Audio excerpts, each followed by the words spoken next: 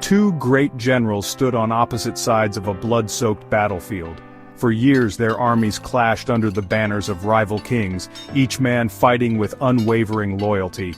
General Aldrich, fierce and calculating, led the armies of King Malgrave, a ruler known for his ambition and cunning.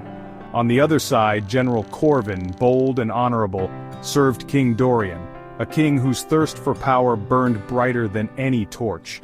Though enemies, Aldrich and Corvin respected each other. They knew the burden of command, the weight of countless lives resting on their shoulders. Yet neither wavered, bound by oaths they had sworn long ago.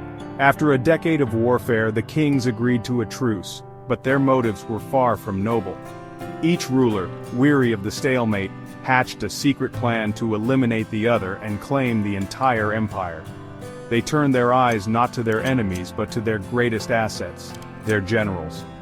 King Malgrave, ever distrustful, grew jealous of Aldrich's popularity among the soldiers. A man so loved by the army could become a threat, he mused. In a chamber lit only by flickering candlelight, he summoned his spies and whispered his command. At the same time, King Dorian plotted against Corvin. A man of honor is dangerous to a king without it, he reasoned. Afraid that Corvin's integrity might one day oppose his darker ambitions, he forged letters claiming the general plotted treason. He laughed coldly. Unaware of the knives aimed at their backs, Aldrich and Corvin met one last time on a bloodless field. The truce allowed them to speak freely, and for once they spoke not as enemies but as weary men. "I have no hatred for you, Aldrich," Corvin said, watching the sun fade behind the hills. "If our kings were wiser, we might have been allies." Aldrich nodded solemnly. "Perhaps in another life we will fight side by side rather than against each other." But fate was cruel. That night, Aldrich's own guard seized him in his tent. He did not beg nor protest when the executioner's sword fell. Miles away, Corvin stood before his king, only to be branded a traitor and hanged without trial.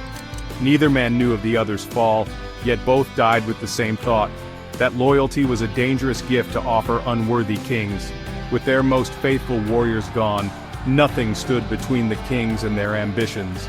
Malgrave and Dorian soon resumed their war, but without their brilliant generals, the empire they sought crumbled into chaos.